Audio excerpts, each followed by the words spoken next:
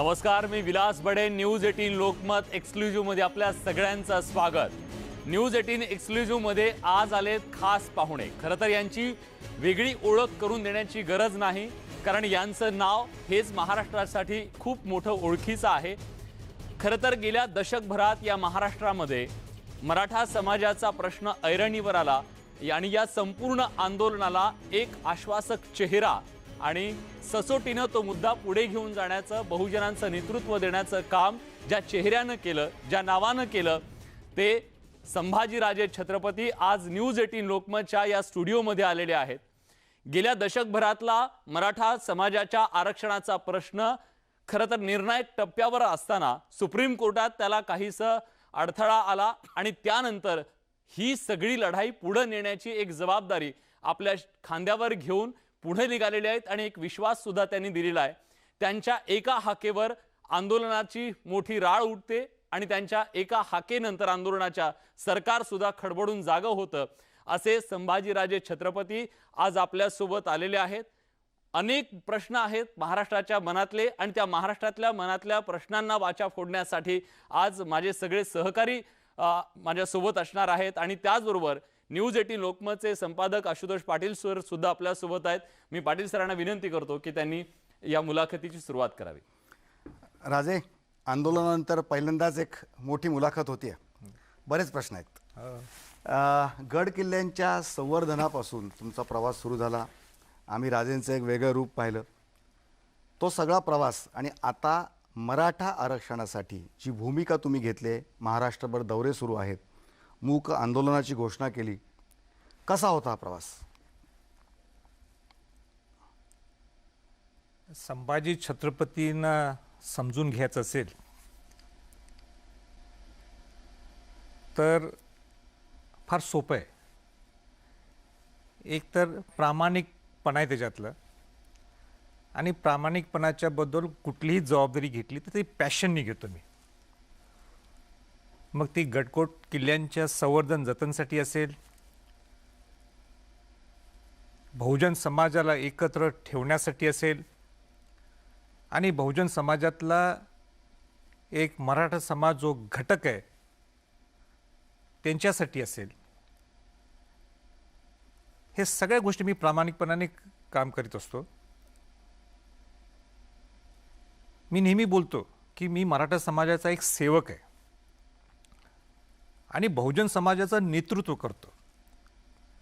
बहुजन समाजाला एका छताखाली ठेवण्याची जबाबदारी ही मी घेतलेली नाही आहे.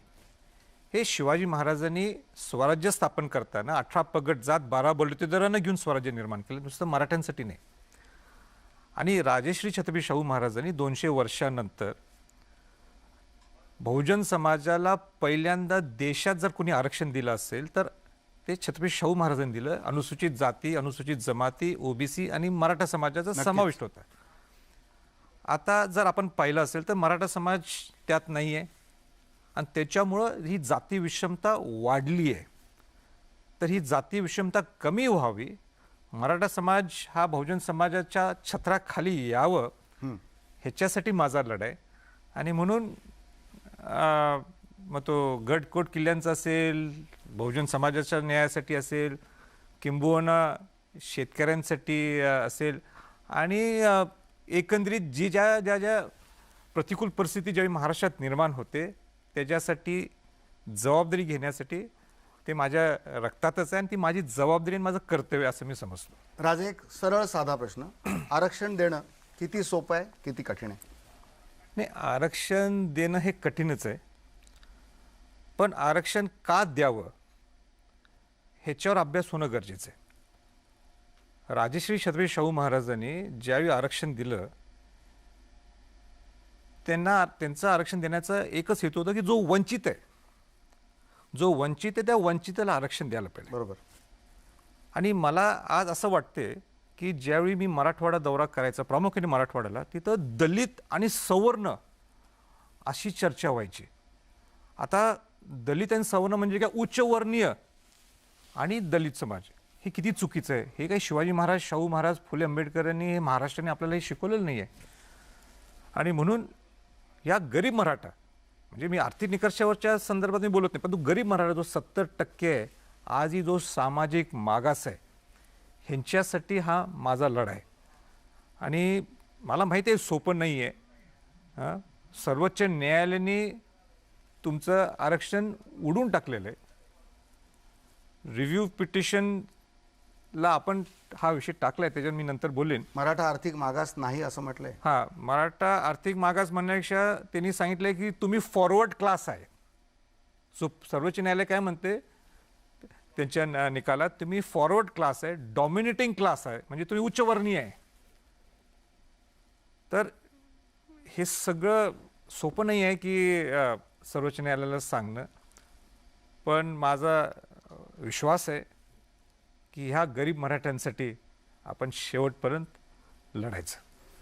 हा संपूर्ण आंदोलन, हा लढा तुम्ही उभा केलात.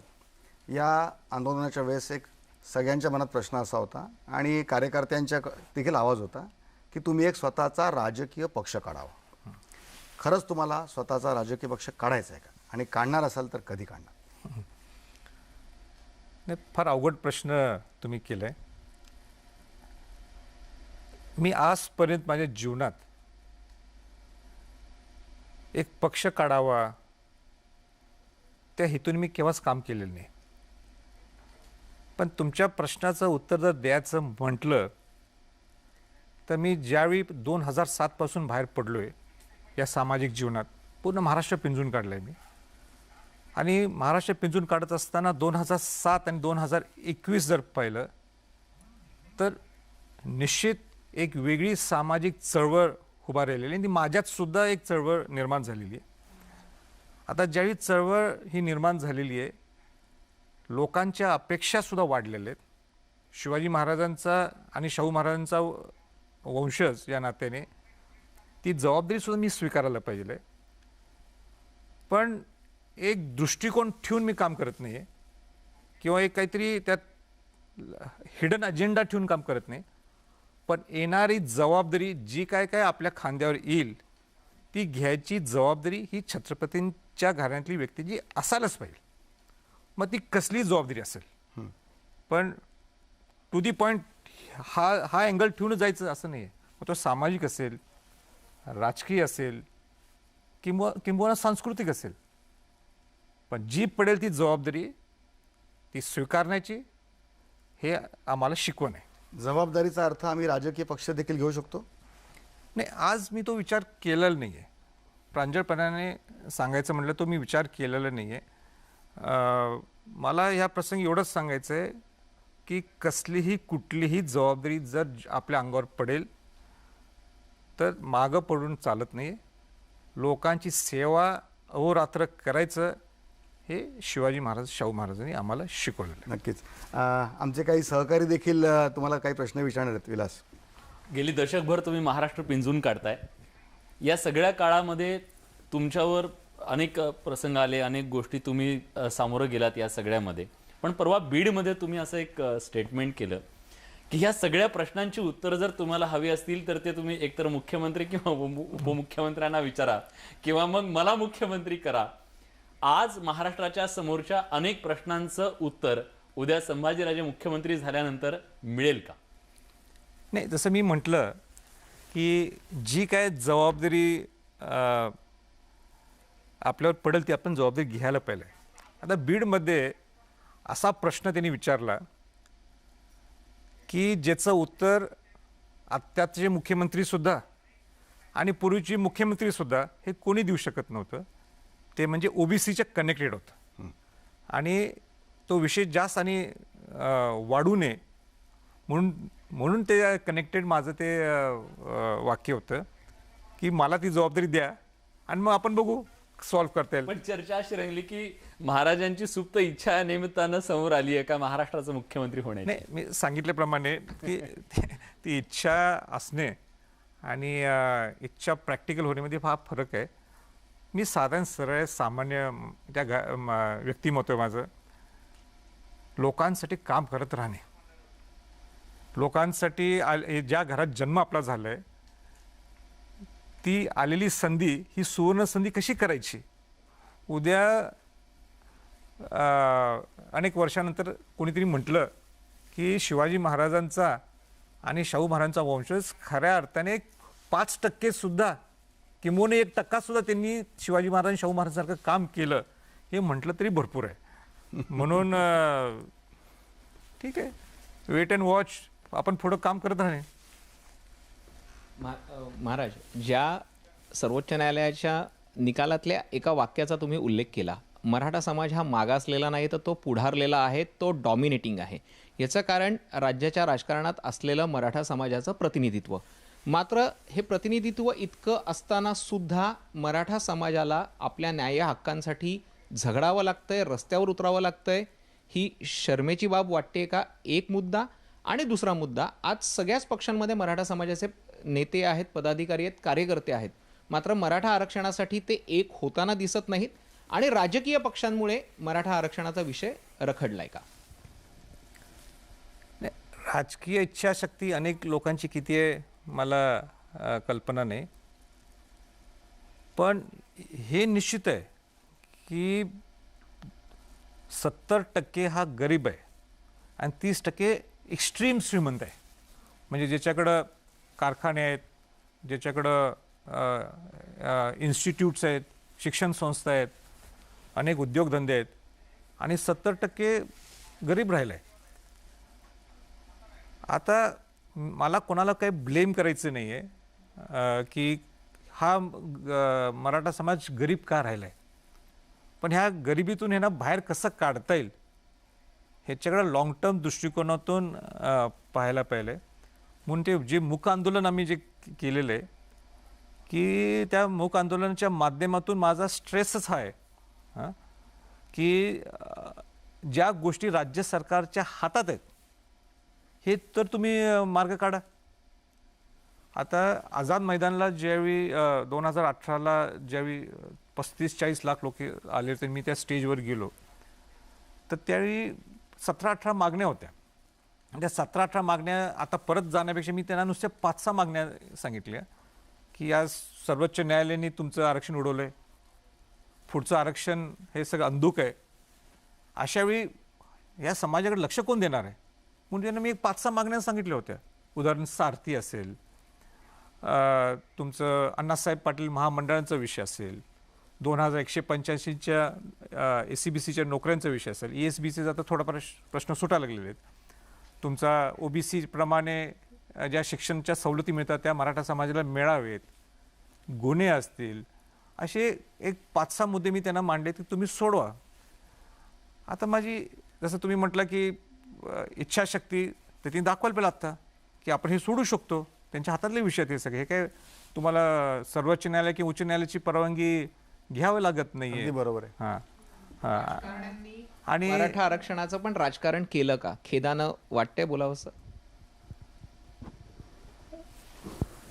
आता राजकारण करण्यापेक्षा माझी आज इच्छा आहे की जो काही शेवटचा शॉट द्यायचा आहे त्यांना की तुम्ही समाजासाठी एकत्र या.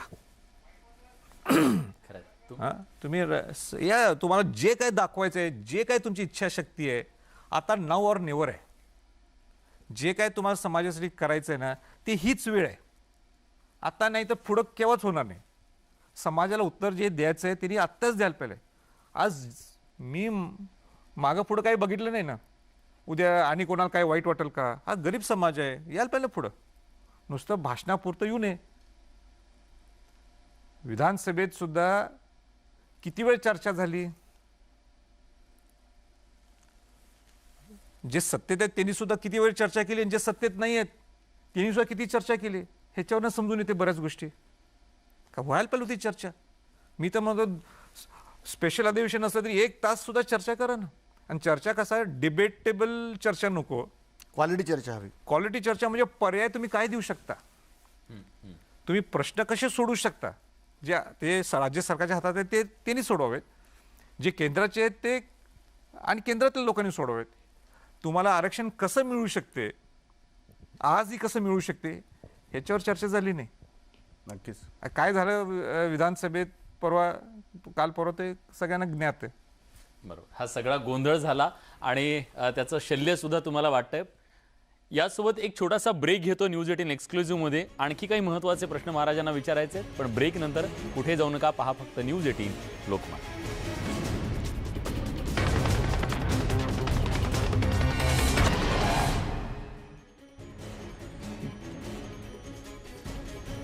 ब्रेक नंतर तुमचं पुन्हा एकदा स्वागत. तुम्ही पाहताय न्यूज 18 लोकमत एक्सक्लुझिव्ह आणि आता आपल्या सोबत आहेत छत्रपती संभाजीराजे. आणि या संपूर्ण मराठा आरक्षणाच्या लढाईमध्ये त्यांनी ज्या गोष्टी केलेल्या आहेत त्याच्याबद्दल आपण सगळेजण त्यांना प्रश्न विचारतोय आणि त्यांच्या आव्हानांबद्दल सुद्धा, पुढची लढाई कशी असेल त्याच्याबद्दल सुद्धा.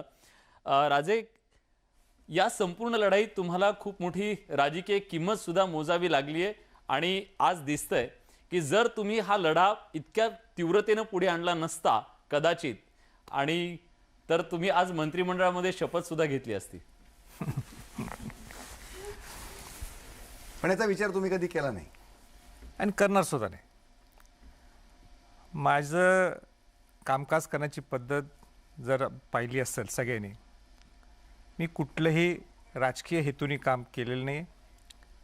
ज्यावेळी राष्ट्रपती नियुक्त खासदार सुद्धा झालो, माझं एकमेव दृष्टिकोन होता की शिवाजी महाराजांची आणि शाहू महाराजांची आयडिओलॉजी घेऊनच आपण पुढे जायचं. हां, खासदार झाल्यानंतर ही आलेली सुवर्ण संधी ही सोडायची नाही. जर दिल्लीत तुम्ही माझं काम बघितलं असेल तर पार्लमेंटमध्ये फार मी यशस्वी झालो असं मी म्हणणार नाही, पण दिल्लीतली शिवजयंती हो आम्ही मोठ्या प्रमाणात सुरुवात केली. ज्या शिवजयंतीला स्वतः राष्ट्रपती त्या कार्यक्रमाला आले, लष्कर प्रमुख होते, नौदल प्रमुख होते, कोल्हापूरचे अधिपती छत्रपती शाहू महाराज होते आणि राष्ट्रपती स्वतः एवढे भावनिक झाले आणि एक्स टेम्पोमध्ये ते बोलले की आजपर्यंत, म्हणजे जी मी त्यांना एक शिवाजी महाराजांची एक पेंटिंग दिली होती आणि ते म्हणते ही शिवाजी महाराजांची पेंटिंग आज पण राष्ट्रपती भवनात नाही आहे. आणि मला आनंद आहे की आज शिवाजी महाराजांची पेंटिंग, जे तेलचित्र दिलं आम्ही, ते राष्ट्रपती भवनात आम्ही लावणार. शाहू महाराजांची जयंती मी सुरुवात केली. आता एक प्रसंग असं मला मुद्दाम सांगायचं आहे, जे आज मी मंत्री असलो असतो, काय खासदार असलो असतो हे महत्त्वाचं नाही, पण मी तिथं दिल्लीत असल्यामुळं ज्यावेळी कोल्हापूरमध्ये अतिवृष्टी निर्माण झाली होती, पूर आला होता 2 वर्षाच्या अगोदर वाटते, त्यावेळी मी पूर्ण NDRFच्या माध्यमातून सगळे आणि नेव्हल बोट्स या सगळ्या अरेंज मी 1-1.5 दिवसात करू शकलो. मुंबईत आलो, नेव्हल बोट स्वतः प्लेनमध्ये बसून मी कोल्हापुरात गेलो आणि स्वतः मग मी काय काय केलं मला तिथं सांगायची काय सगळी गरज नाही. मग त्याच्यानंतर मराठा मुवमेंट चालूच होती. मी केव्हा बघू सुद्धा शकणार नाही. मी जसं म्हटलं शिवाजी महाराज शाहू महाराजांची आयडिओलॉजी आणि राष्ट्रपती नियुक्त खासदार असल्यामुळे मी राजकारण हा माझ्या डोक्यात सुद्धा विषय नाही. 2022 हा विचार आणायचा नाही असं मी ठरवलेलं आहे. मगाशी तुमचे अनेक प्रश्न होते त्या बाबतीत, पण 2022 आणायचं ठरवलं आहे. 2022 काय माझी टर्म संपते माझी टर्म संपते आणि मग परत वाटलंच तर न्यूज 18 लोकमतला इथे येतो आणि आपली भूमिका सांगतो. जी तुमची आताची भूमिका आहे ती पाहता पुन्हा भाजप तुम्हाला संधी देईल असं वाटते? मी संधी मागणार सुद्धा नाही कोणाकडं आणि माझा प्लॅटफॉर्म हा माझा प्लॅटफॉर्म असणार आहे. आणि 1 वर्ष तर तुम्ही मला किती इकडे तिकडे विचारा, पण 1 वर्ष तर मी काय बोलायचं ठरवलेलं नाही. पण परत एकदा इंटरव्ह्यूला खास येतो तुमच्याकडं. नक्की नक्की. हां, पण हे निश्चित आहे की राजकीयपेक्षा सामाजिक माझं नुकसान होण्याची फार मोठी रिस्क होती. आणि सामाजिक का, शिवाजी महाराज शाहू महाराज हे एका जातीसाठी नव्हते. 18 पगड जात 12 बलुतेदारांसाठी, बहुजन समाजासाठी होते. आणि मग त्यांचाच वंशज नुसता मराठा समाज घेऊन चालतो का, ही सोशल रिस्क फार होते. आणि म्हणून मला भाषणात ज्यावेळी मी सांगत होतो प्रामुख्याने मराठवाड्यात, मी ज्यावेळी बोलायचं की मी बहुजन समाजाला एकत्र करण्यासाठी आलो आहे, तर तिथं पुढं मराठा समाज म्हणायचा अरे काय बहुजन करायला लागले आहेत, म्हणजे बहुजन म्हणजे हे काय दलित समाजासाठी आलेत का, असे असे असे लोक बोलायचे तिथं. आणि मग मला समजायला लागलं इथं बहुजन म्हणजे दलित, आणि आम्ही बहुजन म्हणतो म्हणजे अनुसूचित जाती जमाती ओबीसी आणि मराठा समाजाचा समावेश. म्हणजे एवढी मोठी रिस्क होती. म्हणजे उद्या अजूनही आहे, पण आता लोकांना पटायला लागलेली आहे की ही व्यक्ती प्रामाणिक आहे, प्रामाणिकपणाने बहुजन समाजाला जोडण्यासाठी काम करायला लागलेली आहे. म्हणजे मला हे करण्यासाठी 2007 ते 2021 म्हणजे किती वर्ष झाले बघा, 13-14 वर्ष लागले मला लोकांना कन्व्हिन्स करायला. आज ही परिस्थिती फार वाईट आहे आणि ह्याच्यासाठी मला लढाई. मग ते राजकीय नुकसान झालं तरी चालते, मला काही फरक पडत नाही राजकीय नुकसान झालं, पण सामाजिक नुकसान होऊ नये हे मी या मताचं आहे. आजही मी फार सांभाळून राहतो त्या बाबतीत. म्हणजे उद्या at the end of my life, fag end of my life, मला कोणी म्हणू नये बाबा हे मी शिवाजी महाराज शाहू महाराजांची आयडिओलॉजी फॉलो केली नाही. लोक विसरून जाणार राजकीय काय, पण शिवाजी महाराज शाहू महाराजांचं महाराजांचा जो वारसा आहे हो ते जपणं फार महत्त्वाचं आहे. ज्यांनी समतेचा लढा दिला आणि ह्या समतेच्या लढ्याच्या विरोधात मी काहीतरी मुवमेंट करायला लागलो, then I don't deserve to stay in this family, असं सुद्धा होऊ शकतं. माझा सहकारी एक प्रश्न घेतोय. महाराज, मला हाच मुद्दा म्हणायचा होता की बहुजन समाज म्हणजे तुमच्या लेखी शिवाजी महाराजांच्या 18 पगड जातींचा समाज आहे. मात्र दुर्दैवानं आपण जातीपातीमध्ये विभागलेलो आहे. शाहू फुले आंबेडकरांचा महाराष्ट्र आपण फक्त म्हणतो, पण दुर्दैवानं आपण हे लोकनेते सुद्धा वाटून घेतलेले आहेत. एकदम प्रश्न तुमचा एकदम प्रश्न रास्त आहे की आज तुम्ही जर पाहिलं तर बाबासाहेब आंबेडकर सुद्धा अशा अँगलने केव्हाच विचार केला नाही, महात्मा फुलेंनी केला नाही, राजश्री शाहू महाराजांनी केला नाही, शिवाजी महाराजांनी केला नाही. पण आज सगळे आपापल्या जातीच्या ह्याच्यानेच राहतात. मी ह्या जातीचा आहे म्हणून मी ह्या जातीचा नेता. शाहू महाराजांनी उलटं म्हटलंय त्या जातीचं नेतृत्व करायला पाहिजे, पण ह्याचा अर्थ नाही की तिथंच चिकटून राहणे, संकुचितपणा संकुचितपणा नको. माझ्या जातीच्या बद्दल काही विरोध झाला तर मी बघूनच घेतो, मग तो मंत्री असून दे काही सरकारमध्ये नसेल, ते हे नाही व्हायला पाहिजे. महाराष्ट्राचे जे महापुरुष निर्माण झाले, शिवाजी महाराज शाहू फुले आंबेडकर असतील, संत असतील, तुकाराम महाराज असतील, ज्ञानेश्वर महाराज असतील, विदर्भ तुकडोजी महाराज असतील, हिने केव्हा असं नाही फॉलो केलं. त्यांच्यासाठी समाजाच्या पलीकडं सगळं त्यांचं कामकाज करण्याची पद्धत आहे. पण दुर्दैवाने जर महाराष्ट्राने जो मेसेज हा पूर्ण बाकीच्या राज्यांना द्यायला पाहिजे की इथं जात पातच्या पलीकडे आम्ही आहोत, आमच्याकडे महापुरुष नाही रे, दुसऱ्या कुठल्या राज्याकडे एवढे महापुरुष नाही जेवढे आपल्याकडे आहेत. खरी गोष्ट. संत आपल्याकडे सगळ्यात जास्त आहेत. मौनी महाराज असतील काय आणि अनेक नामवंत संत होऊन गेले, तर त्या कुठल्याही संतांची कुठल्या महापुरुषांची अजिबात इच्छाही नव्हती. पण महाराष्ट्र आजही माझी फार इच्छा आहे की महाराष्ट्राने खऱ्या अर्थाने एक वेगळं पण इतर राज्यातल्या लोकांना आदर्श द्यायला पाहिजे, आणि टोचते माझ्या मनाला. परंपरेचा अभिमान आहे आपण म्हणतो, पण आपल्या आचरणात काही दिसत नाही. 100%. आणि मला एक खंत वाटते किंवा ते मला भीती आहे त्याची, उद्या आपल्याला तसं लेबल लागायला नको म्हणून. राजे, हाच प्रश्न आहे की गेल्या काही दिवसांपासून आपण मराठा समाजाचे नेते म्हणून पुढे येत आहे, किंवा सर्वच मराठा समाज आपल्याला केवळ मराठा या चौकटीत बांधण्याचा प्रयत्न करतोय. मात्र आपण बहुजनांचे नेते आहात असं वारंवार सांगताय.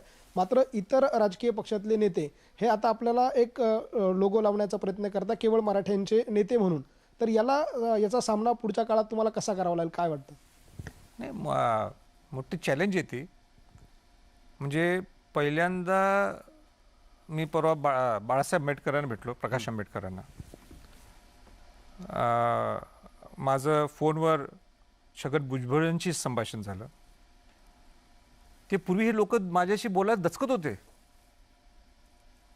की हे नुसतं मराठा मराठा करायला लागलेत, पण आत्ता त्यांना विश्वास बसलाय की हे बाबा बहुजन समाजाचं ह्यांचं व्यक्तिमत्व आहे, हे काय समाजाला जोडण्याचं काम करायला लागलेत. पण त्याला मी जसं म्हटलं ह्याला 13-14 वर्ष गेले हे करायला. पण हे कुठेतरी दुरुस्त होणं गरजेचं आहे. म्हणून माझी सगळ्यांना आशुतोषजी तुमच्या चॅनलच्या माध्यमातून विनंती हीच राहणार आहे की चला, अजून वेळ गेली नाही आहे, आपण ह्या चौकटीतून बाहेर पडूया. आणि त्यावेळी सुद्धा मी परवा ज्यावेळी आलो, सगळ्या राजकीय पक्षाच्या प्रमुखांना का भेटलो आणि त्यांना हेच सांगितलं की हा गरीब मराठा समाज आहे, ह्याच्यासाठी आपण शेवटचा लढा देऊ. शेवटी जे काय होईल ते होईल. माझी तळमळ होती विषय वेगळा असला, प्रश्न वेगळा असला, तर माझी तळमळ काय होती की 5 मेला ज्यावेळी सर्वोच्च न्यायालयाचा निकाल लागला की मराठा समाजाचं आरक्षण उडलंय, तर मला अपेक्षा ही होती की ह्या दोन्ही पक्षातले लोक, दोन्ही म्हणण्यापेक्षा या चारही पक्षातले किंबहुना अनेक पक्षातले लोकांनी आता समाजासाठी काय पर्याय काढायला पाहिजे ह्याच्यावर चर्चा व्हायला पाहिजे होती, पण कोणीही चर्चा केली नाही. खरं. सगळे काय म्हणायला लागले, आताचे सत्तेत लोक म्हणायला लागले की पूर्वीचा जो कायदा झाला SCBCचा तोच फुल प्रूफ कायदा नव्हता, बोगस कायदा होता म्हणा. आणि जे सत्तेत नाही, ज्यांनी पारित करून घेतलं, जे विरोधातले आहेत, ते म्हणायला लागले की जी मांडणी करायला पाहिजे होती वकिलांनी, ती वकिलांनी मांडणीच केली नाही. मी ज्यावेळी माझ्या हातात ज्यावेळी 5 मेला हातात विषय होता, जसं तुम्ही मला विशाल ना अँकर जे आपले विलासजींनी काय म्हटलं स्टार्टिंगला की संभाजी छत्रपती जसं ठरवतील त्याप्रमाणे समाज किंवा हे लोक हालतात. पण त्यावेळी माझ्या हातात 1 मिनिट होता, निकाल लागल्यानंतर मी लाईव्ह आलो की समाजाला वेगळ्या अँगलला मी रस्त्यावर आणू शकलो असतो, हातात कायदा घ्यायला लावू शकलो असतो, पण मी ते घ्यायला लावला नाही. मी उलट समंजसपणाने कोविडची परिस्थिती पाहून या सगळ्यांना मी शांत केलं. पण अनेक लोक माझ्या केवढी टीका करतात. ठीक आहे, वेगळ्या प्रश्नाचं मी वेगळं उत्तर जरा दिलं, पण असं ते काय नाही, त्यावेळी अशी टीका झाली की मवाळ भूमिका संभाजीराजेंनी घेतली. आणि असे अनेक प्रश्न आहेत आपल्याला विचारायचे आहेत, पण एका छोट्याशा ब्रेक नंतर कुठे जाऊ नका, पहा फक्त न्यूज 18 लोकमतवर एक्सक्लुझिव्ह.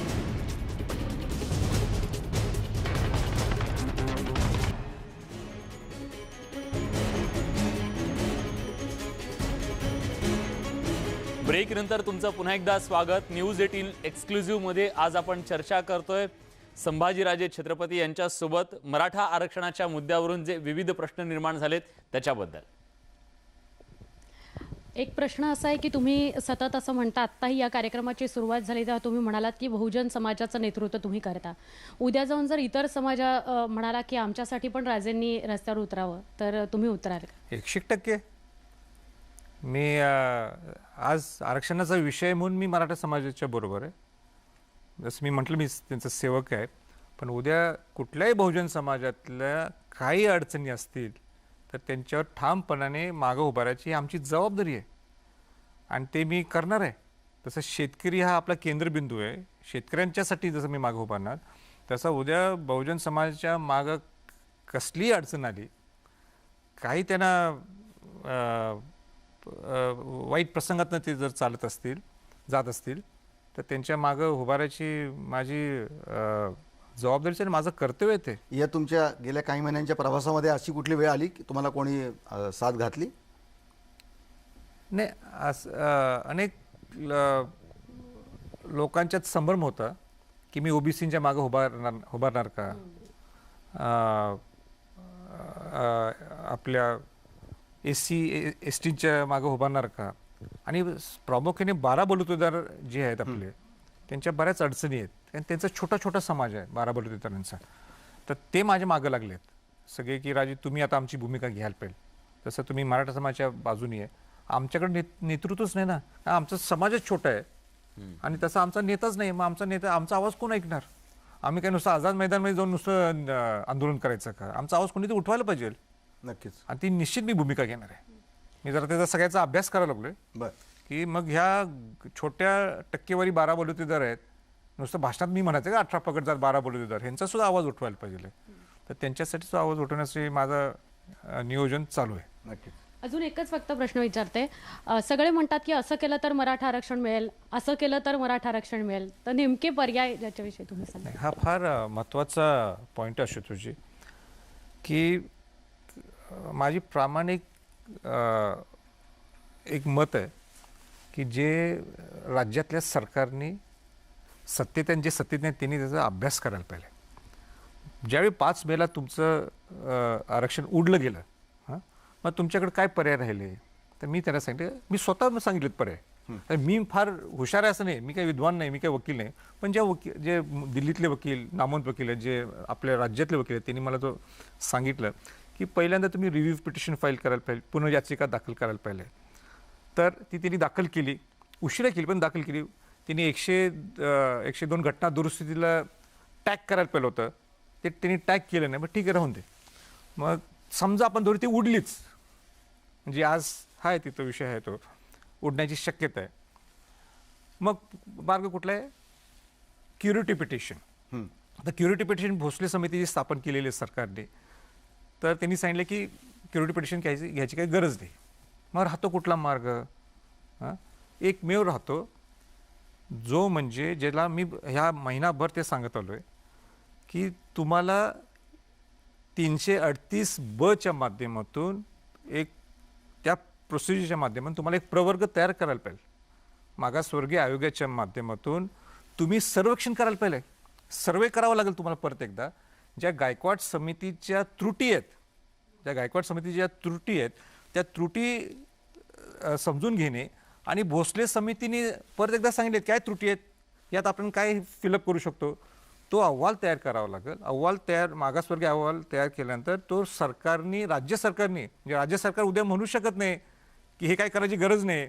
जसं ते आता म्हणतात की जे म्हणतात पार्लमेंटला जाऊन नुसतं 50% कॅप वाढवावा आणि विषय संपला आणि जबाबदारी झटकून टाकायची सेंट्रलला. असं नाही चालणार, असं चालूच शकत नाही. का तिथं जर तुम्ही वर ढकलात, शेवटी तुम्हाला सामाजिक मागास प्रूफ करावं लागणारच आहे आणि ते राज्य सरकारलाच करायचं. हो. मग मला सांगा, हे जे काल एक ठराव केलं पाण्याचं, मग हे 2014लाच केलं असतं ना. जे आज केलंय, तुम्ही म्हणताय की वरच्या म्हणजे सेंट्रल गव्हर्नमेंटनी 50% कॅप वाढवा, मग ते 2014लाच केलं असतं. एवढा खेळ कशाला करायचा 2014 ते 2021? म्हणून सामाजिक मागास सिद्ध होण्यासाठी तुम्हाला मागासवर्गीय आयोग स्थापन करावा लागेल. 338(ब)चं सिस्टम वापरायला पाहिजे आणि तिथून मग राज्य सरकारने तो फुल प्रूफ करून राज्यपालांकडे द्यावं लागते. राज्यपालांनी नंतर ते राष्ट्रपतींच्याकडे पाठवणार. राष्ट्रपती 342(अ)च्या माध्यमातून जो त्यांचा अधिकार आहे, त्यांना जर वाटलं असतं तर केंद्रीय मागासवर्गीय आयोगाकडे हा सगळा अहवाल देणार. केंद्रीय मागासवर्गीय अहवाल हा अभ्यास करतील, वेळ प्रसंगी ते राज्य मागासवर्गीय आयोगाकडे देणार. राज्य मागासवर्गीय आयोग आणि काय काय इनपुट्स ते देतील राष्ट्रपतींना. राष्ट्रपतींना जर इच्छा वाटली तर ते पार्लमेंटला देऊ शकतात. तो पण काय झालंय, 102 घटना दुरुस्ती जी झालेली आहे की राज्याचे अधिकार आता अबाधित नाही आहेत, राज्याला अधिकार राहिलेच नाही आहेत एक प्रवर्ग तयार करायला. हे परवाच सर्वोच्च न्यायालयाने तो विषय उडवला. म्हणजे ह्याच्यात 5 मेच्या ह्याच्यात आलं होतं, त्यांच्या सुप्रीम कोर्टच्या निकालात आलं होतं. म्हणून त्यांनी रिव्ह्यू पिटिशन टाकली. कोणी टाकली? केंद्र सरकारने. ती परवाच फेटाळून लावली. पण एक सगळ्यांना लक्षात यायला पाहिजे की समजा उद्या जी उडलेली आहे आणि समजा आपल्याला ते परत राज्यांनी पार्लमेंटमध्ये ऑर्डिनन्स काढला, म्हणजे प्राईम मिनिस्टरनी जर ऑर्डिनन्स काढला, वटहुकूम काढला आणि घटना दुरुस्ती परत एकदा केली की तुमचे राज्याचे अधिकार अबाधित आहेत, राज्याला अधिकार आहेत एक प्रवर्ग तयार करायला, पण याचा अर्थ आजही होत नाही की तुम्हाला आरक्षण मिळालं. त्याला एकमेव पर्याय की तुम्हाला 342(अ)च्या माध्यमातून जावं लागते. हे सामाजिक मागास प्रूफ करावंच लागते. हे जे राज्य सरकारने आता केलं ना, ही पळवाट आहे. नक्कीच. म्हणजे राज्य सरकारची जबाबदारी केंद्र सरकारची जबाबदारी. खूप प्रखरपणे मराठा आरक्षणाच्या पर्यायांच्या बद्दल त्यांनी सांगताना राज्य आणि केंद्र सरकारवर सुद्धा त्यांनी बोट ठेवलेलं आहे. पण महाराष्ट्राचं वैभव असलेल्या गडकिल्ल्यांबद्दल महाराजांचं नेमकं व्हिजन काय, जाणून घेऊया ब्रेकच्या नंतर. कुठे जाऊ नका, पहा फक्त न्यूज 18 लोकमत.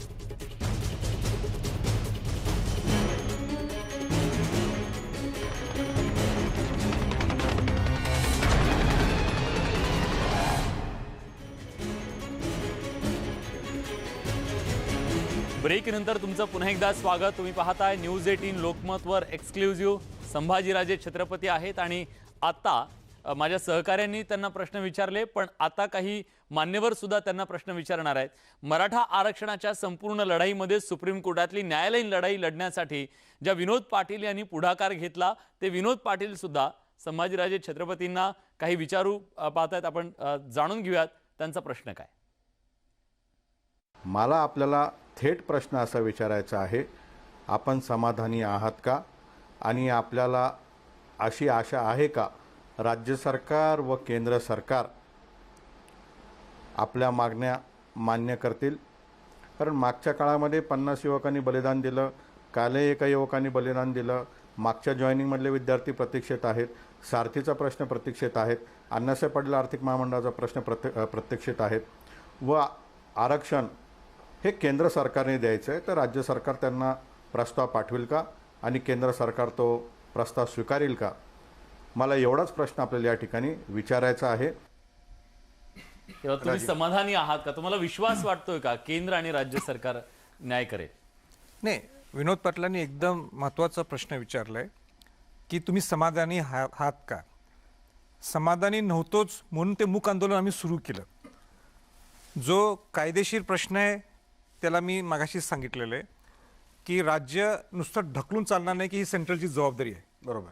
हां, म्हणजे तुम्ही पार्लमेंटमध्ये 50% कॅप वाढून टाका, नाही, तुम्हाला ते 342 माध्यमातून राज्यपालच्या थ्रू जावं लागेल. त्याच्यासाठी फुल प्रूफ मागासवर्गीय आयोगाच्या माध्यमातून अहवाल हा तयार करावा लागणारच आणि मग वर केंद्रात जाईल.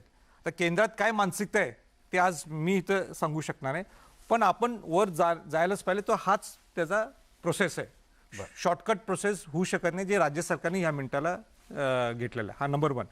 नंबर 2, जो विनोद पाटलांनी जो प्रश्न केला आहे ते म्हणजे बाकीचे सारथी असेल, अण्णासाहेब पाटील महामंडळ असेल, 2185 च्या नियुक्तीचा प्रश्न असेल, ओबीसींचा सवलतीप्रमाणे, तो मूक आंदोलनच्या माध्यमातून आम्ही कोल्हापूरला मूक आंदोलन केलं, त्याच्यानंतर आपलं नाशिकला केलं. आणि मूक आंदोलनाचा विषय होता की समाज बोललाय, आम्ही बोललोय, समन्वयक बोललेत, आता लोकप्रतिनिधींनी बोलायला पाहिजे, त्यांनी जबाबदारी घ्यायला पाहिजे, म्हणून ते मूक आंदोलन केले.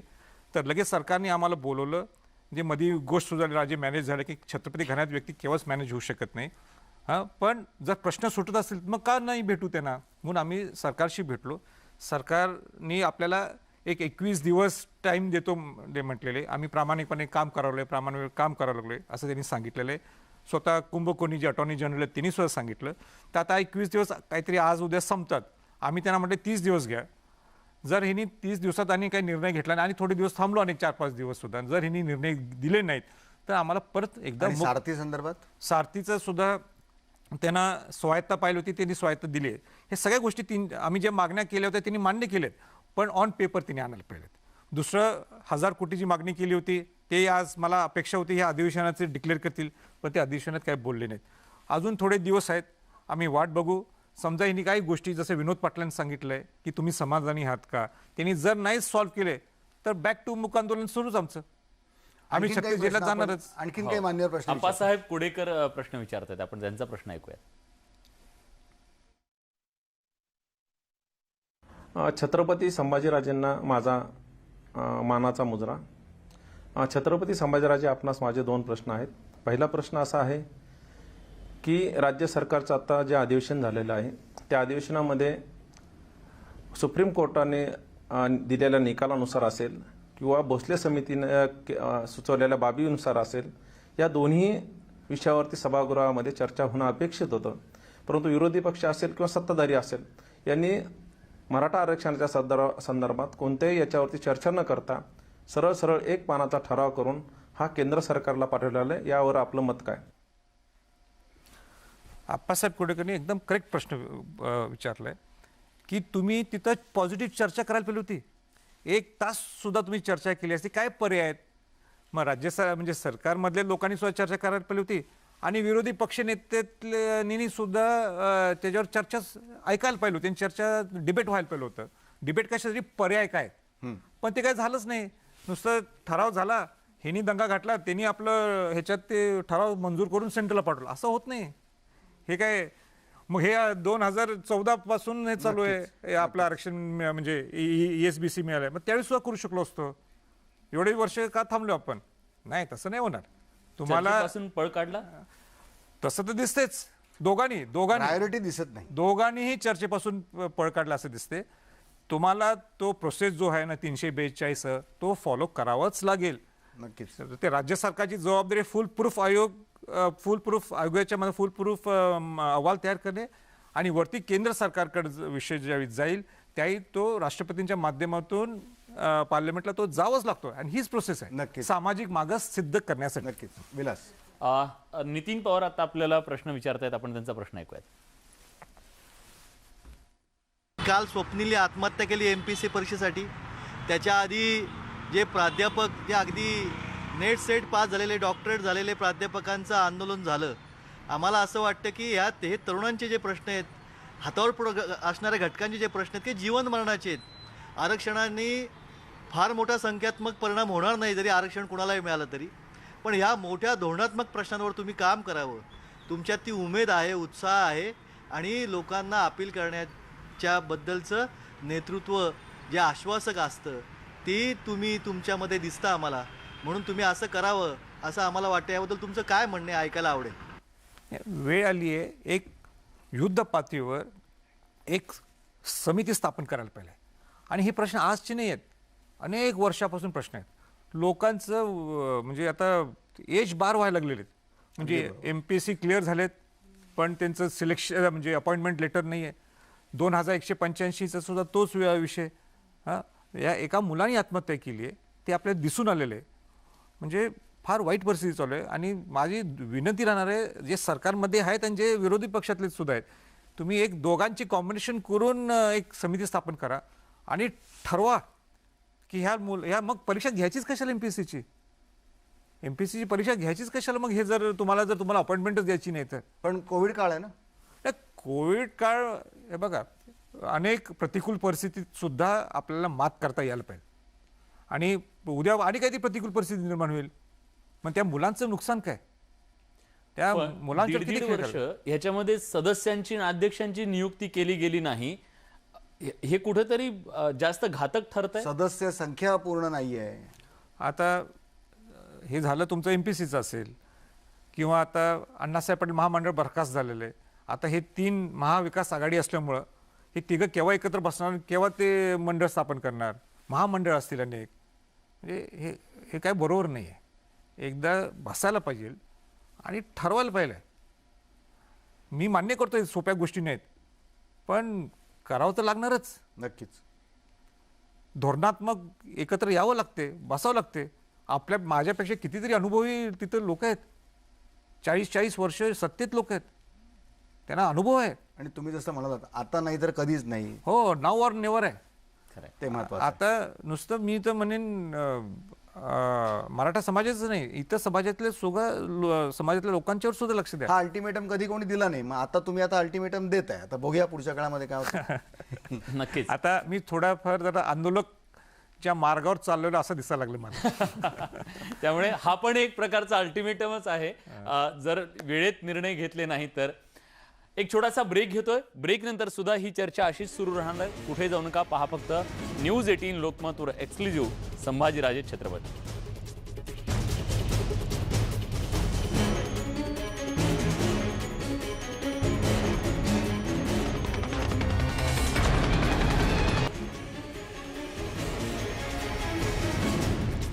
ब्रेक नंतर तुमचं पुन्हा एकदा स्वागत न्यूज 18 लोकमतवर. तुम्ही पाहताय एक्सक्लुझिव्ह संभाजीराजे छत्रपती. आणि सध्या राज्यातल्या विविध महत्त्वाच्या प्रश्नांवरती बेधडक प्रश्नांची अगदी सडेतोड उत्तर आपल्याला मिळत आहेत. अंकुश कदम आता आपल्या सोबत आहेत, ते सुद्धा संभाजी महाराजांना प्रश्न विचारत आहेत. आपण ऐकूया त्यांचा प्रश्न काय. या 2 दिवसाच्या अधिवेशनामध्ये 50% मर्यादेच्या संदर्भात जो ठराव मंजूर झालेला आहे, या ठरावामध्ये एकतर मुख्यत्वे राज्य सरकारने आपली जबाबदारी झटकण्याचं काम केलेलं आहे आणि दुसऱ्या ठिकाणी 102व्या घटना दुरुस्तीनुसार सुप्रीम कोर्टाने केंद्राचे राज्याचे अधिकार काढलेले आहेत. आता केंद्राने जबाबदारी घेतली पाहिजे हा एक महत्वाचा मुद्दा असून राज्य सरकारची जबाबदारी झटकते, केंद्र सरकार केंद्राची जबाबदारी झटकते. राजे, मला आपल्याला विचारायचं आहे की या ठिकाणी अशा परिस्थितीमध्ये मराठा समाजाने काय करावं? तोच विषय अंकुशने सांगितलं. राज्यांनी एकच करावं की अंकुशने सांगितल्याप्रमाणे फुल प्रूफ आयोगाच्या माध्यमातून आपण सामाजिक मागास कसे आहोत हे आणि गायकवाड कमिशनच्या ज्या त्रुटी असतील ते भोसले समितीने ज्या दिलेत त्या त्यांनी राज्यपाल म्हणजे सरकारच्या माध्यमातून राज्यपालांकडून ते राष्ट्रपतीकडे जायला पाहिजे. राष्ट्रपतींना जे जर रास्त वाटेल तर ते पार्लमेंटला देऊ शकतात. आपण हा साचाच जर तिकडे वर नेला नाही तर आपण सामाजिक मागास नसलो तर आपल्याला हे आरक्षण कसं मिळणार. मागासले पण सिद्ध करण्यासाठी हो. सर्वेक्षण होणं चांगलं सर्वेक्षण आवश्यक होणं आहे. गरजेचंच आहे. आणि पुढच्या वेळेस जाऊ तेव्हा त्याचं ट्रान्सलेशन होणं आवश्यक आहे. आणि साधा प्रश्न आहे माझा राज्य सरकारला, जर तुम्ही एका पान जसं अंकुश म्हटला एका पानावर ठराव केला आणि पाठवून दिला की 50% कॅब वाढवा, 50% कॅब वाढवला तरी डॉमिनंट क्लास आणि फॉरवर्ड क्लासला आरक्षण देऊ शकत नाहीत, मग परत ते श्री गणेशा सुरू करायचं का. मग हेच करायचं होतं तर आपण 2014ला ESBCच्या वेळेस करू शकलो असतो. म्हणजे आता सामान्य माणसांना हे प्रश्न समजायला लागलेले आहेत आणि तुम्ही समजून देताय. आणखीन एक प्रश्न घेऊया आपण. माझा प्रश्न आहे की तुम्ही हाक दिली आणि संपूर्ण महाराष्ट्रभर मराठ्यांचं आंदोलन उभं राहिलं, मात्र आता हा सगळा जो मुद्दा आहे तो केंद्रात गेलाय, तर तुमचा असा काही मानस आहे किंवा तुमचं असं काही प्लॅनिंग आहे का की जर तुम्हाला दिल्लीमध्ये आंदोलनाची हाक द्यावी लागली तर तुम्ही काय कराल. अवघड प्रश्न आहे, पण जे काय समाज ठरवल, जे काय समाजाची भूमिका असेल आणि समाजाने जर ठरवलं आपल्याला की आपला प्रश्न हा दिल्लीत सुटणार आहे आणि केंद्रातून सहज सुटत नसेल तर आपल्याला दिल्लीत हा विषय न्यावाच लागणार आहे. माझं असं सुद्धा चाललं आहे की माझी सगळ्या खासदारांना विनंती राहणार आहे, सगळ्या महाराष्ट्राच्या खासदारांना विनंती राहणार, लोकसभेतले आणि राज्यसभेतले, आपण पंतप्रधानांची वेळ मागूया, आपण सर्वजण एकत्र जाऊ. मी एकटा काय करू शकत नाही, एकटा करणंच शक्य नाही. आमचे वडील छत्रपती शाहू महाराजांनी तसंच परवा कोल्हापुरात म्हटलं की संभाजी एकटा किती करणार. त्याला पूर्ण खासदारांचा सपोर्ट असला, आपण सगळे मिळून जाऊन आपण सांगू आपले व्यथा, आपलं दुःख काय, या समाजाला न्याय द्या म्हणून. जसं मागे भुजबळांनी समता परिषदेसाठी दिल्लीमध्ये मोठा मेळावा घेतला होता, तसा काही मोठा मेळावा वगैरे घ्यायचा विचार आहे? असं मी नियोजन काही केलं नाही, माझ्या डोक्यात सुद्धा काही नाहीये. पण समाजाने जर ठरवलं तर आपल्याला तिथं आपला न्याय मागण्यासाठी जावं लागेल. जंतर मंतर दूर नाही. आता ते शब्द व्याख्या मला किंवा ती शब्द रचना काय ती माहीत नाहीये, पण माझं असं म्हणणं आहे की ती वेळच येऊ दे. त्याच्यासाठी सेंट्रलची भूमिका म्हणजे करायला पाहिजे, राज्याने राज्याची भूमिका पार पाडायला पाहिजे. म्हणून सगळ्याच गोष्टी काही आंदोलनी होतात असं नाही, तर सगळ्या समंजसपणाने सुद्धा विषय हे सॉल्व्ह होऊ शकतात आणि अनेक विषय पूर्वी झालेलेच आहेत. नक्कीच. राजे, एक प्रश्न आहे, तुम्ही जेव्हा आंदोलनाची हाक देता तेव्हा तर सरकारला त्याची दखल घ्यावीच लागते, पण जेव्हा तुम्ही मूक मोर्चा करता, गप्प असतात, तेव्हा सुद्धा त्याच्या आवाजानं सरकार हलतं. ह्याच्या मागचं गमत काय, ह्या ताकदीच्या मागचं गमत? मला वाटतं या छत्रपती घराण्यात जन्म माझा जो झालाय आणि शिवशाहूंचा वंशज हे त्याला सपोर्टिंग आहे. आणि कारण काय समाजाने आपल्या भावना व्यक्त केल्यात मी म्हटलं म्हणजे, आणि परत त्यांना 58 मोर्चे काढले तर रस्त्यावर आलेत, ते परत त्यांना एकदा त्या रस्त्यावर आणायचं का. समाजाला किती वर्ष वेटीस धरायचं. आपण स्वातंत्र्याच्या नंतर आता वेटीस धरलंय. आता वेळ आमची आहे, लोकप्रतिनिधीची आहे. मी पब्लिक सर्वंट आहे अश्वतोजी. 2 लाख रुपये पगार घेतो मी राज्यसभेचा खासदार म्हणून, राज्यसभेचा खासदार म्हणून. तर तीच जबाबदारी आहे सगळ्या पब्लिक सर्वंटची, म्हणजे आमदारांची आणि सगळ्या खासदारांची. निदान मराठा खासदार तरी एकत्र येतील असं वाटतं नाही. मराठा खासदार का, सगळ्यांनीच एकत्र यायला पाहिजे. या समाजाला सगळ्यांनी, या समाजाने सगळ्यांना मतदान केलं ना, आपली जबाबदारी आहे. आणि तुमची बहुजनांची व्याख्या सर्व समावेशक आहे. हो, सगळ्यांनी यायला पाहिजे. आणि आजपर्यंत हा समाज मोठा भाऊ म्हणूनच राहिला त्यांच्याबरोबर. मोठ्या भावानी आपली जबाबदारी पार पडलेली आहे. आता वेळ आलेली आहे की सगळ्यांनी एकत्र यायला. आणि हे दुःख फार मोठं आहे ना की केंद्राने सुद्धा, न्यायालयाने देखील तुम्हाला हा समाज पुढारलेला म्हटलं आहे. तो समाज पुढारलेला म्हटल्यामुळे तुमच्या आरक्षणाला हा मोठा खोडा बसतो यामुळे, आणि आता 70% समाज या सगळ्या गोष्टींपासून वंचित राहतो. राजे, MPSCचा प्रश्न मार्गी लावण्यासाठी स्वप्नीलला आपले प्राण गमवावे लागले आणि असे बरेच क्षेत्र आहेत ज्यामध्ये अनेक प्रश्न आहेत जे मार्गी लागायचे बाकी आहेत. तर मग हे प्रश्न मार्गी लागण्यासाठी किती जणांचे बळी जाऊ द्यावे लागतील, म्हणजे सरकारला स्वतःहून जाग का नाही येत? नाही, आता मी परवा ही सामान्य माणसाची भावना आहे की अजून किती जणांचे बळी हवेत. बरोबर आहे, चुकीचंच आहे, असं देऊ नयेत. आणि माझी सगळ्यांना हात जोडून विनंती आहे, सगळ्या आत्महत्या हा मार्ग हा काय पर्याय नाही आहे. आणि सरकारने सुद्धा त्याची दखल घ्यायला पाहिजे. आणि सरकारने वॉर फुटिंगवर या ज्या गोष्टी राहिलेल्या आहेत ह्याचा मार्ग काढावा. त्यांनी डिक्लेअर केलेले आहेत बऱ्याच गोष्टी, पण त्या ऑन पेपर नुसतं म्हणजे वर्बली राहू नयेत. ते जे निर्णय लवकरच्या लवकर होऊन ते इम्प्लिमेंट होणं गरजेचं आहे. परवा मी ह्या माझ्या संवाद दौऱ्यात औरंगाबादला संभाजीनगरमध्ये विद्यार्थ्यांशी मी संवाद साधला. फार अडचणी आहेत, फार दुःखी आहेत.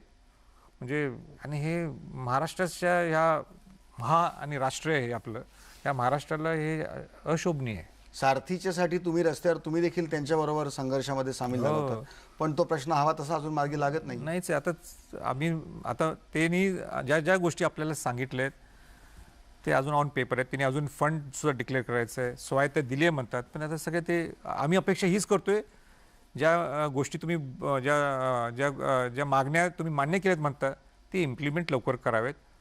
आणि राजे, तुम्ही मागण्या मांडताय, स्पष्टता आहे तुमच्या मागण्यांमध्ये. संपूर्ण महाराष्ट्र आज न्यूज 18 लोकमतच्या माध्यमातून या मागण्या पुढे नेतोय. न्यूज 18 लोकमतने देखील या संदर्भातल्या मागण्या दाखवल्यात. पाहूया आता राज्यकर्त्यांकडून तुम्हाला कसा आणि कधी प्रतिसाद मिळतोय. विलास, राजे, अजून एक प्रश्न मला तुम्हाला विचारायचा आहे की साष्ट पिंपळ गावातले जे आपले मराठा बांधव आहेत त्यांनी आंदोलन केलं आणि खूप मोठा संघर्ष केला, मात्र त्यांचं हे आंदोलन कुठेतरी दडपण्याचा प्रयत्न केला गेला किंवा हवी तशी दखल त्यांची घेतली गेली नाही, असं वाटतं तुम्हाला? नाही, बिचारे ते 100 दिवस त्यांनी आंदोलन जे केलं ते मनोज जांगरे पाटील म्हणून होते, त्याचा पुढाकार घेतला होता. आणि साधे गरीब लोक होते ते. पण विषय असा झाला होता परत एकदा की त्या बिचाऱ्यांना माहीत नव्हतं की विषय अडकलाय कुठं. आणि म्हणून माझं हेच म्हणणं आहे की समाजाला वेठीस धरू नका. विषय समाजाकडे राहिलेलाच नाही आहे. हा विषय न्यायालयीन नसल्यामुळं लढा आपला आता म्हणजे वरच्या लेवलला पोचलाय. म्हणून माझे ते मूक आंदोलनचं आम्ही ब्रिज वाक्यच आहे, समाज बोललाय, आम्ही बोललोय, आता लोकप्रतिनिधींनी बोलायला पाहिजे. म्हणून 100 दिवस ते मुलं तिथं 100 दिवस ते 110 दिवस काही ते आंदोलन जे शेवटी दडपलं ते आंदोलन. हां, म्हणजे हेतू काय, त्या बिचाऱ्यांना सुद्धा कोणी गाईडलाईन दिली. मी गेलो होतो तिथं रात्री 11 वाजता मी जाऊन भाषण केलं आणि त्यांना सांगितलं की तुमच्यावर अन्याय व्हायला लागले माहिती आहे, पण हे लोकप्रतिनिधींचं आंदोलन, लोकप्रतिनिधींची जबाबदारी आहे, तुम्ही ते थांबवा. नक्कीच. आणि त्यांनी थांबवलं त्यानंतर. नक्कीच. मराठा समाजाच्या आरक्षणाची ही पुढची लढाई नेमकी कशी असावी याच्याबद्दल सुद्धा त्यांनी सांगितलेलं आहे. पण आपल्याला रॅपिड फायर सुद्धा घ्यायचं आहे, काही महत्त्वाचे इंटरेस्टिंग प्रश्न सुद्धा त्यांना विचारायचे आहेत. ही चर्चा अशीच सुरू राहणार आहे, पण एका छोट्याशा ब्रेक नंतर कुठेही जाऊ नका. पहा फक्त न्यूज 18 लोकमतवर एक्सक्लुझिव्ह संभाजीराजे छत्रपती.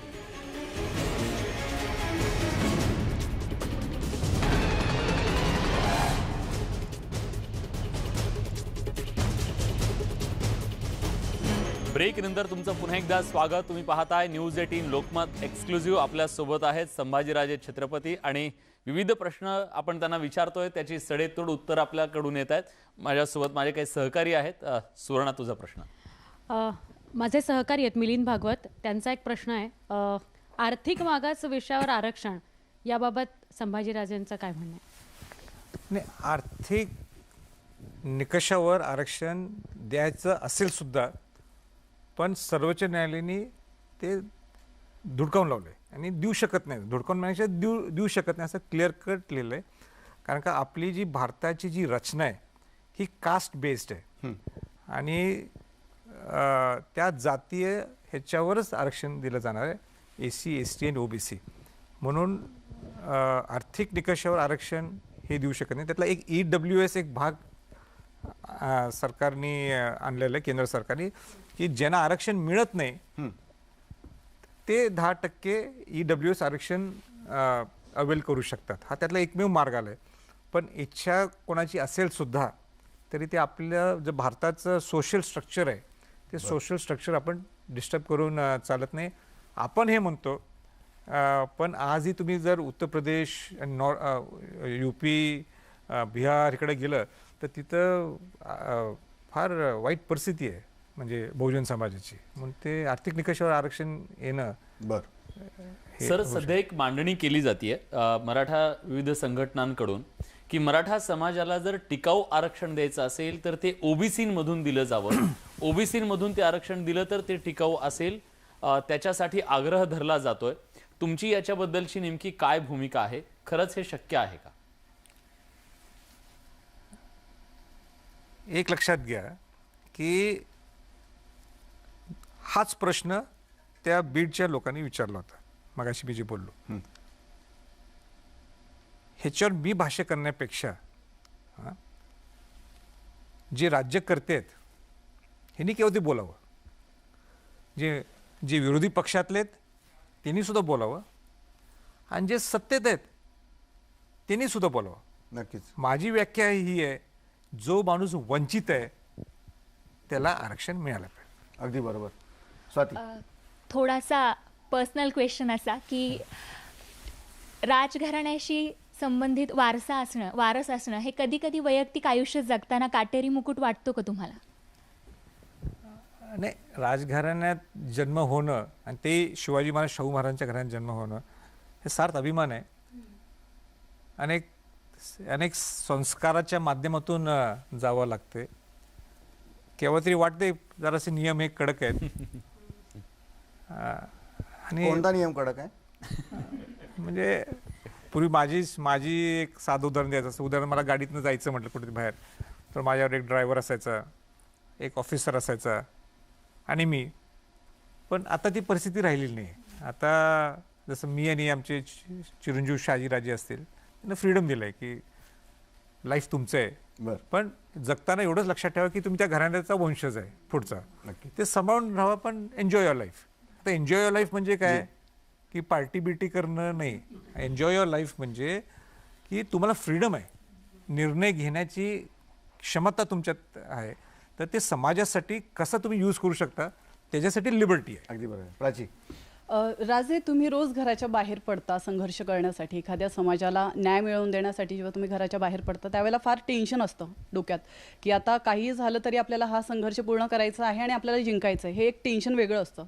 पण असं असताना देखील तुमच्या चेहऱ्यावर एक वेगळी स्माईल असते. त्यामागचं रहस्य काय? मला सुद्धा ते आत्मचिंतन करायला पाहिजे की हे का स्माईल आहे. मला वाटते माझ्या घरातून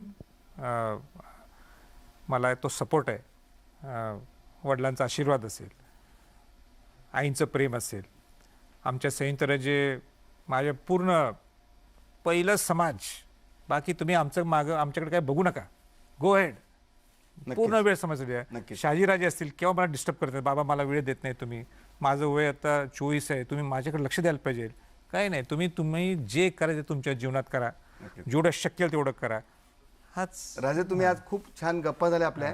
एक जाता जाता अगदी आपल्याकडे वेळ कमी आहे, शेवटचा प्रश्न घेतो की गड किल्ल्या, आपण प्रश्न सुरुवातीला जो घेतला होता की गड किल्ल्या संवर्धनाच्या पासून जो प्रवास सुरू झाला, आज गड किल्ला संवर्धनासाठी तुम्ही काय करताय, रायगडासाठी तुम्ही काय करताय, आणि महाराष्ट्राला कळू दे की आज काय परिस्थिती आणि कशाची गरज आहे. अगदी थोडक्यामध्ये उत्तर. हो, गडकोट किल्ले हे आपले जिवंत स्मारक आहेत, आणि म्हणून माझी फार इच्छा होती की रायगड किल्ल्याचं ही जी आपली राजधानी आहे शिवाजी महाराजांची, ते संवर्धन जतन व्हायला पाहिजे. म्हणून पूर्वीचे मुख्यमंत्री देवेंद्र फडणवीस यांना मी सांगितलं, आणि आत्ताचेही मुख्यमंत्री मला पूर्ण सहकार्य करतात की तुम्ही रायगड प्राधिकरण करा, जेणेकरून संवर्धन जतन करायला पाहिजे शास्त्रोक्त पद्धतीने. आणि मग ते आज शास्त्रोक्त पद्धतीने ते सुरू झालेलं आहे. आपण येऊन बघावं कशा पद्धतीने काम चालू आहे. तुम्ही नेहमी जात असता? हो, मी नेहमी जातो. माझे महिन्यातून 2 व्हिजिट्स न चुकता. पायऱ्या चढून जाता की शक्यतो वेळ प्रसंगी रोपवे असते, पण मी 37 मिनिटात पूर्वी केलं होतं रायगड चढून. आता 55 मिनिटं लागतात. पण माझी सगळ्या पुढाऱ्यांना एक विनंती आहे, सगळ्या नेत्यांना, की जर खऱ्या अर्थाने शिवाजी महाराजांचं स्वराज्य समजायचं असेल तर एकदा तर रायगड चढत जावा, म्हणजे तुम्हाला शिवाजी महाराजांची स्वराज्याची संकल्पना समजेल. पण ते राहून दे. पण जो रायगड मॉडेल आहे, म्हणजे सेंट्रल गव्हर्नमेंट आणि राज्य सरकारच्या संयुक्तपणाने जे आम्ही रायगड मॉडेल केलं, जे संवर्धन जतन शास्त्रोक्त पद्धतीने करायला लागलो आहे, हेच रायगड मॉडेल आपण इतर जे प्रमुख किल्ले आहेत, सगळे किल्ले नसेल पण एक 10 किल्ले तर आपण रायगड मॉडेलप्रमाणे करावेत. रायगड मॉडेल हा यशस्वी मॉडेल आहे. नक्कीच. हा एक भाग आहे. दुसरा भाग तुम्ही थोडक्यात सांगा म्हणून म्हणताय, म्हणून दुसरा एक भाग आहे की मला मुंबई राजधानी हे रायगड राजधानीला कनेक्ट करायचं आहे. ते कसं कनेक्ट करायचं आहे की आपल्या समुद्रात किल्ले आहेत, समुद्रातले किल्ले आहेत जे कुठेही जगात पाहायला मिळत नाही. म्हणजे तुम्ही मुंबईच्या गेटवे ऑफ इंडियामध्ये निघाला तर खांदेरी, उंदेरी, अलिबाग, पद्मदुर्ग, मुरुड जंजिरा आणि तिथून तुम्ही रायगडला येऊ शकता. रायगडला नाही, तिथं ती सावित्री नदी आहे, तिथं जेटी केली तर जेटीला उतरलं तिथून 30 किलोमीटर रायगड आहे. म्हणजे तुम्ही जे आपल्या हातात ज्या गोष्टी आहेत, ज्या समुद्रातले जे किल्ले आहेत अजून आहेत, सिंधुदुर्ग, विजयदुर्ग पुढे आहेत. जर तुम्हाला अजून पर्यटन वाढवायचं असेल तर सी फोर्ट सर्किट टुरिझम हे राज्य सरकारने करावं अशी माझी राज्य शासनाला विनंती आहे. पूर्वीच्या सुद्धा सरकारला मी हीच विनंती केली होती. आपलं एवढा इतिहास आपल्याकडे आहे शिवाजी महाराजांचा, ते आपण जीवन ठेवायचं असेल, तर जीवन स्मारक जे करायचे असेल तर गडकोट किल्ल्यांचं संवर्धन जतन हे होणं गरजेचं आहे. इतिहास आणि पर्यटन ह्याची सांगड घालता येईल. खरं म्हणजे आता महाराष्ट्र शासनाने अशा अनेक ज्यांचं संवर्धन झालं नाही अशा किल्ल्यांसंदर्भात काही सूचना मागवल्या आहेत आणि महाराष्ट्र शासन एक या दृष्टीने पॉझिटिव्ह काही कारवाई करत आहे असं दिसतंय. चर्चा आपल्याला इथेच थांबवायची, आपल्याकडे वेळ कमी आहे. छत्रपती संभाजी महाराज आज स्वतः न्यूज 18 लोकमत बरोबर आमच्या सहकाऱ्यांबरोबर आणि महाराष्ट्रातल्या मनात अनेक जे प्रश्न होते त्यांची खरंच प्रांजळ उत्तर दिली. सगळ्यांची एकच भावना आहे की मराठा समाज असो, ओबीसी असो, यांच्या आरक्षणाच्या मुद्द्यावर सरकारने ठोस पावलं उचलावीत, एकमेकांची जबाबदारी दुसऱ्यावर ढकलण्यात वेळ घालवू नये आणि जो गरीब समाज जो सरकारकडे पाहतोय, आश्वासक नजरेने पाहतोय, त्याला यातून खरंच ठोस उत्तर मिळावं आणि त्याची एक डेडलाईन सेट करावी. नाहीतर वर्षानुवर्षे हा संघर्ष असाच सुरू राहील. राजे, पुन्हा एकदा धन्यवाद, तुम्ही इथे आलात, वेळ काढला. Thank you so much. आणि याचसोबत न्यूज 18 लोकमत स्पेशलमध्ये आपण इथेच थांबतोय. गेल्या 4 दशकांपासूनचा महाराष्ट्रातला मराठा समाजाच्या आरक्षणाचा मुद्दा आणि त्याचा आवाज बनलेले संभाजीराजे छत्रपती आज महाराष्ट्राच्या समोर येऊन त्यांनी प्रखरपणे आपली रोखठोक भूमिका मांडली. त्याबद्दल त्यांचे मनापासून आभार. या विशेष कार्यक्रमात आपण इथेच थांबतोय. ताज्या घडामोडींसाठी बघत रहा न्यूज 18 लोकमत.